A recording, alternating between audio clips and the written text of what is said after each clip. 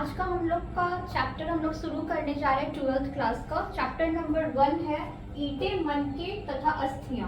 ठीक है, जिसको बोलते हैं हड़प्पा सभ्यता। इस चैप्टर में हम लोग बहुत अच्छे तरीके से हड़प्पा सभ्यता के बारे में जानेंगे। ठीक है, उसके पहले स्टार्ट करने से पहले 12th क्लास के बारे में बता दूं कि एंशियंट मतलब हिस्ट्री जो है वो 3 पोर्शन में मतलब डिवाइडेड है, एंशियंट हिस्ट्री और मिडाइवल और मॉडर्न। तो बहुत अच्छे तरीके से हम लोग को समझने की कोशिश करनी पड़ेगी, क्योंकि एनसीईआरटी की बुक में बहुत ही मतलब डिफिकल्ट वे में बहुत कुछ दिया हुआ है। उसको बहुत ही इजी वे में हम लोग समझेंगे, क्योंकि आप लोग को बहुत अच्छे तरीके से समझने की जरूरत पड़ेगी, क्योंकि उसमें बहुत सारे मतलब जितने भी प्लेसेस हैं इधर उधर सारे दिए हुए हैं, और सारे प्लेसेस के नाम आप लोग को हड़प्पा सभ्यता से रिलेटेड जितने भी प्लेसेस हैं आप लोग को हमेशा याद रखने पड़ेंगे, क्योंकि 12th के एग्जाम में क्वेश्चंस जो हैं वो अंदर से ही आते हैं। तो बहुत ही इजी वे में समझने की कोशिश करेंगे, और शॉर्ट में पढ़ने का कोई फायदा नहीं है। जब चीजें अधूरी रह जाएंगी तो समझने में बहुत आगे चल के डिफिकल्ट होगा। अभी आप शॉर्टकट में निकल जाओगे तो फिर कोई फायदा नहीं है। और जहां तक एग्जाम की बात है तो पता ही है 40 मार्क्स के ऑब्जेक्टिव क्वेश्चंस आते हैं बिहार बोर्ड में या कोई भी बोर्ड हो। ऑब्जेक्टिव टाइप क्वेश्चन आते हैं, तो ऑब्जेक्टिव कैसे बनेंगे? जब पूरा कॉन्सेप्ट क्लियर होगा। और सब्जेक्टिव आप तभी अच्छे से लिख पाओगे जब आपका पूरे तरीके से कॉन्सेप्ट जो है एक एक चीज को लेके जो है वो आप क्लियर रहोगे।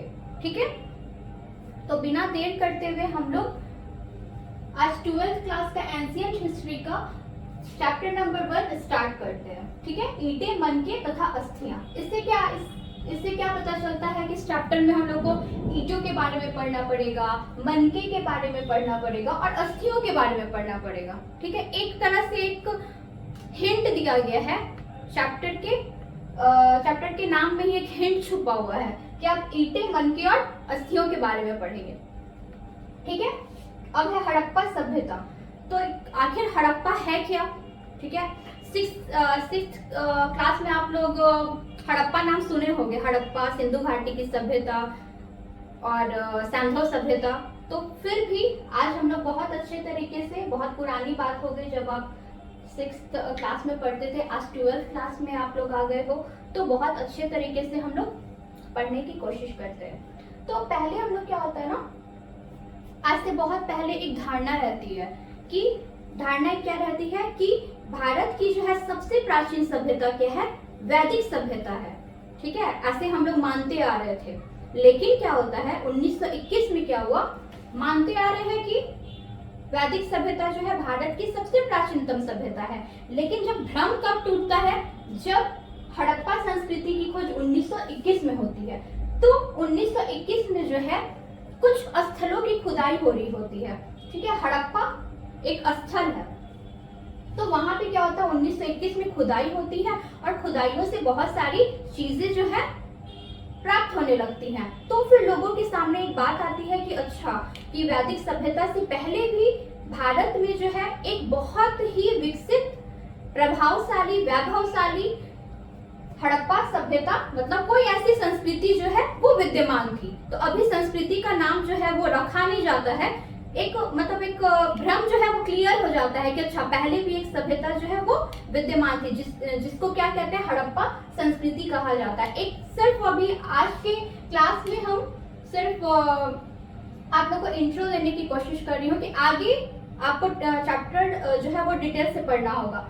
तो 1921 में ये भ्रम टूट जाता है कि इसके पहले भी एक सभ्यता थी, वैदिक सभ्यता के पहले भी एक सभ्यता थी, जिसको हड़प्पा सभ्यता कहते हैं। आगे के क्लासेस में हम देखेंगे कि हड़प्पा सभ्यता जो है कैसे कैसे मतलब खुदाई हुई, किन किन मतलब लोगों का इसमें बहुत ज्यादा एक क्रेडिट है कि हड़प्पा संस्कृति जो है वो सामने लेकर आए, कि वैदिक सभ्यता के पहले भी हड़प्पा संस्कृति विद्यमान थी। तो उन लोगों के बारे में हम लोग जानेंगे।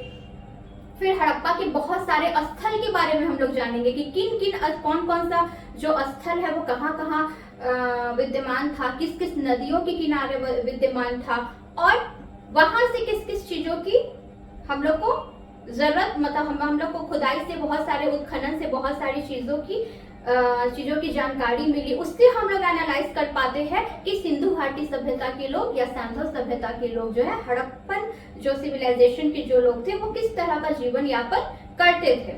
ठीक है, बस एक इंट्रो अभी आप देखोगे इस चैप्टर में भी थोड़ा सा, फिर देखोगे कि हड़प्पा स्थल की खुदाई से जिस संस्कृति का पता चला उसका नाम जो है हड़प्पा संस्कृति रखा गया।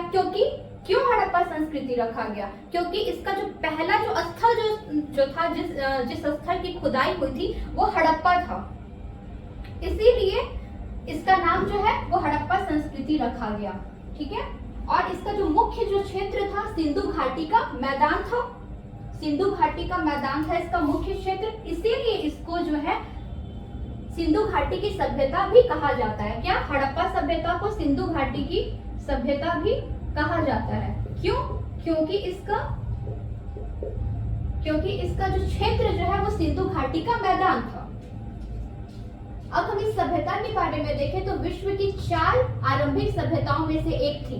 तो उस टाइम पे जो है हड़प्पा सभ्यता जो है उसके समकालीन भी बहुत सारी जो सभ्यता है वो अस्तित्व में थी। तो उसी तरह जो है हड़प्पा भी जो है हड़प्पा जो सभ्यता है उनमें से एक सभ्यता थी। ठीक है, जो शुरू में जो भी सभ्यता चली आ रही थी उनमें से हड़प्पा भी एक प्रमुख सभ्यता सामने आई, वो भी अस्तित्व में थी। फिर देखते हैं हड़प्पा सभ्यता जो है वो मिस्र, मेसोपोटामिया, क्रीट, ईरान एवं चीन आदि सभ्यताओं की समकालीन थी। जब मिस्र की सभ्यता, मेसोपोटामिया की सभ्यता, क्रीट की सभ्यता, ईरान की सभ्यता और चीन की सभ्यता जब चल रही थी तो हड़प्पा सभ्यता भी उसके समकालीन ये सारी सभ्यता भी चल रही थी। ठीक है, बोर्ड्स के एग्जाम में आप नोटिस करोगे कि हमेशा क्वेश्चन आता है कि कौन सी सभ्यता जो है किसके समकालीन थी या नहीं थी। ठीक है, इस तरह, लेकिन आपको हमेशा याद रखना है कि मिस्र, मेसोपोटामिया, क्रीट, ईरान और चीन की सभ्यता जो है वो हड़प्पा सभ्यता की समकालीन थी। नेक्स्ट है सिंधु घाटी सभ्यता को हड़प्पा संस्कृति भी कहा जाता है। पहले जैसे मैंने बताया कि सिंधु घाटी सभ्यता को हड़प्पा सभ्यता कहा जाता है, आखिर इसका नामकरण कैसे होगा? तो इस सभ्यता का नामकरण अभी कुछ भी हो सकता था ना, हड़प्पा ही क्यों हुआ? ठीक है, उसको और भी बहुत सारे स्थल थे, मोहनजोदड़ो है, फिर उसके बाद कालीबंगा है, रंगपुर है, रोपड़ है, आलमगीरपुर है, धौलावीरा है। आगे आप ये सब डिटेल में जानोगे, ये सब स्थलों के नाम है। तो इसका जो नाम जो है मोहनजोदड़ो की सभ्यता भी हो सकता था, लेकिन नहीं। आखिर क्यों? क्वेश्चन अराइज होता है कि हड़प्पा संस्कृति ही क्यों कहा गया? ठीक है, क्यों कहा गया? क्योंकि इसका नामकरण इसीलिए पड़ा, एकदम ये लाइन एकदम आप लोग को याद रखनी है, क्योंकि हड़प्पा नाम स्थान जो है जहां यह संस्कृति पहली बार खोजी गई थी, ये जो हड़प्पा सिंधु घाटी सभ्यता का यह पहला पूरा स्थल है। ठीक है, हड़प्पा संस्कृति इसीलिए कहा जाता है क्योंकि हड़प्पा स्थल से जो है सारे अवशेष जो है पहली बार खोजे गए थे। ठीक है, और आगे हम डिटेल में जानेंगे कैसे खोजे गए थे। अचानक से तो लिंक नहीं बन जाता ना कि अरे इस पोर्शन पे आप जाओ और यहाँ ये वस्तुओं की मतलब यहाँ जमीन खोदो, यहाँ खुदाई करो और यहाँ से ये सारी वस्तुएं मिलेंगी। तो कुछ वो इंसिडेंस भी होता है, कुछ वो इंसिडेंस बनता है जिसके कारण जो है हड़प्पा सभ्यता अस्तित्व में आती है। ठीक है, वो आगे हम लोग चैप्टर में देखेंगे आगे की क्लास में। नेक्स्ट है हड़प्पा के संदर्भ में विशिष्ट पुरा वस्तु। अब हड़प्पा की मतलब खुदाई होती है, तो हड़प्पा की खुदाई से बहुत ही इंपॉर्टेंट चीज क्या मिलता है? मोहरे मिलते हैं, मनके मिलते हैं, बाट मिलते हैं, पत्थर के फलक मिलते हैं और पकी हुई ईंट मतलब जिसको टेराकोटा कहा जाता है, सम्मिलित है। ये सारी वस्तुएं जो है खुदाई से बैक टू बैक मिलती हैं। ठीक है, उसके बाद देखते हैं ये सारी जो वस्तुएं हैं अफगानिस्तान, जम्मू, बलूचिस्तान जो कि पाकिस्तान में है और गुजरात जैसे क्षेत्रों में मिली हैं।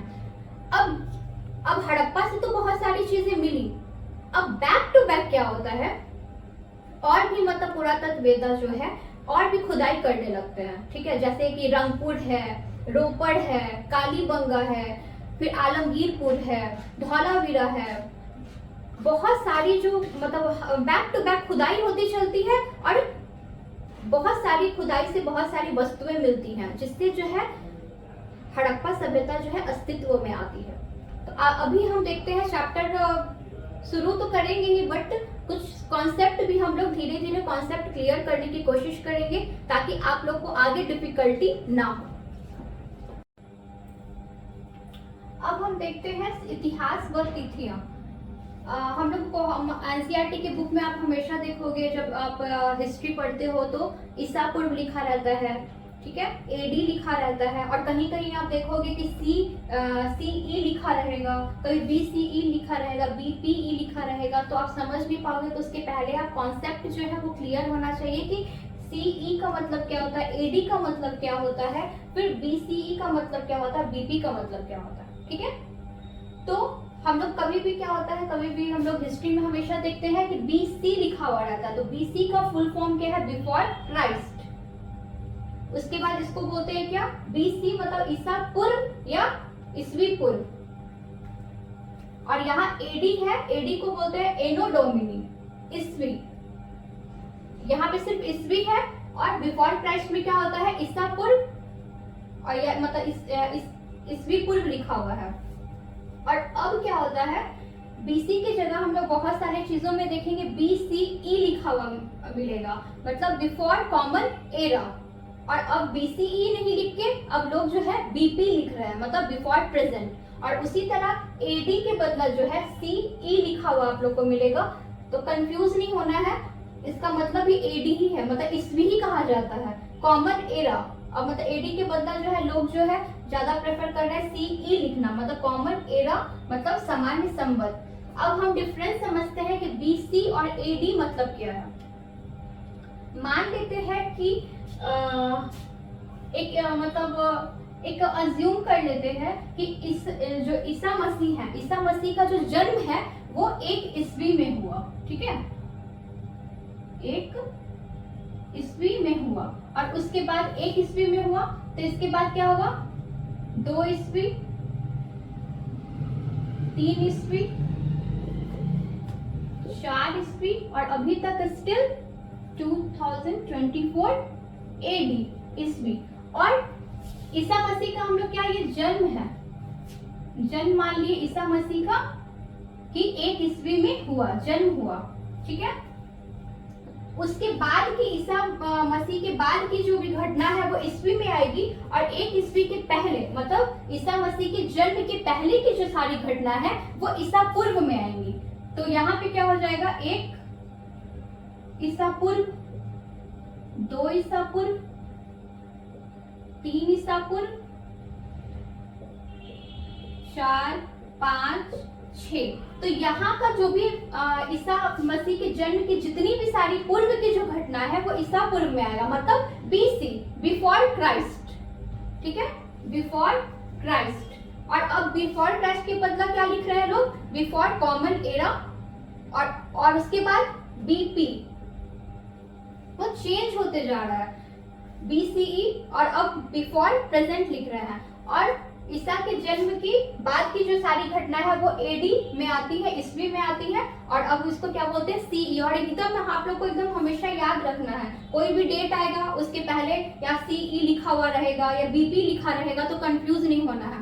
और एक इम्पॉर्टेंट चीज कि अगर किसी घटना या तिथि का कालक्रम बहुत ही सर्टेन आपको नहीं पता है, निश्चित अगर नहीं पता है, तो क्या करते हैं, लगभग लिखते हैं। लगभग मतलब मतलब लगभग, अप्रॉक्स मतलब ये घटना हुई होगी, ठीक है।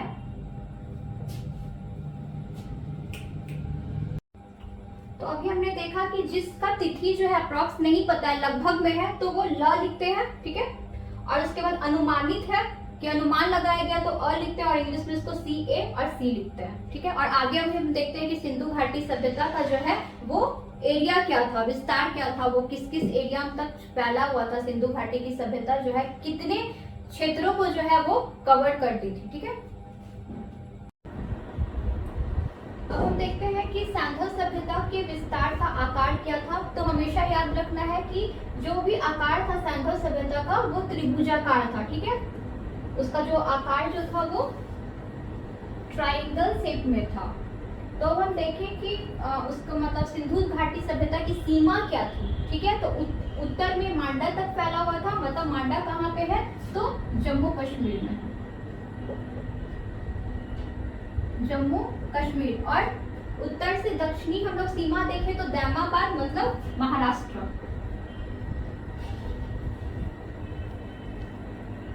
और पूर्व से पश्चिम की बात करें तो आलमगीरपुर उत्तर प्रदेश।